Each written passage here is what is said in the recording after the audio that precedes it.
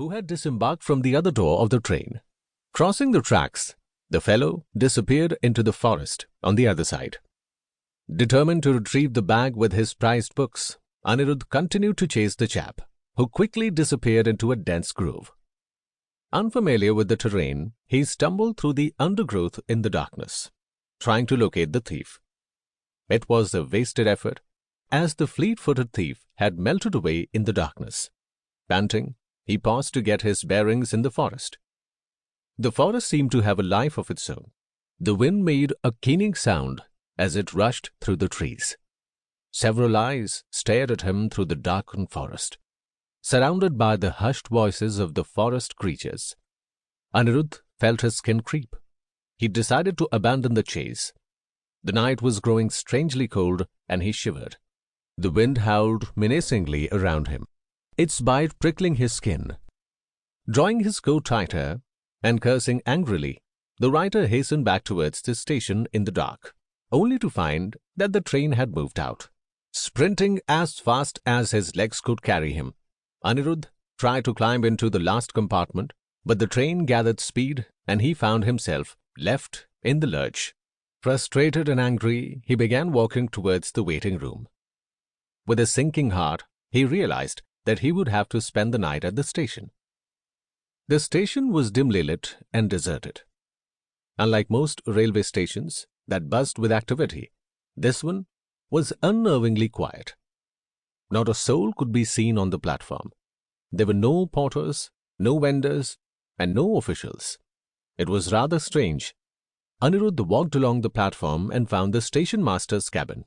Clad in a grimy uniform, his head resting on the table, the station master was fast asleep. "Terrible," he muttered as he walked towards the tiny waiting room at the end of the building. The waiting room turned out to be a dark and dismal place with a single naked bulb of dim wattage. With its dilapidated furniture, broken windows, crumbling plaster, and cobwebs hanging from the corners of the wall, it had a run-down and uninviting look. To add to his troubles, there was an electrical failure that very moment. Unnerved, he stared into the darkness. The strong wind continued to blow and the temperature fell. Shivering, he whipped out his phone and let its light guide his steps. Dismayed, he looked around the waiting room and saw rickety chairs arranged in a circle. He counted them quickly. There were 13 chairs. All of them were occupied except one. Just then, as luck would have it, the battery of his phone also died. Groping in the dark, he found his way to the sole vacant chair and plonked himself on it. "Welcome," a gravelly voice greeted him from the darkness. "Welcome," echoed several voices in unison. Unnerved by the eerie setting, Anirudh wished the night would end. The darkness, windstorm, and rattling windows were getting on his nerves.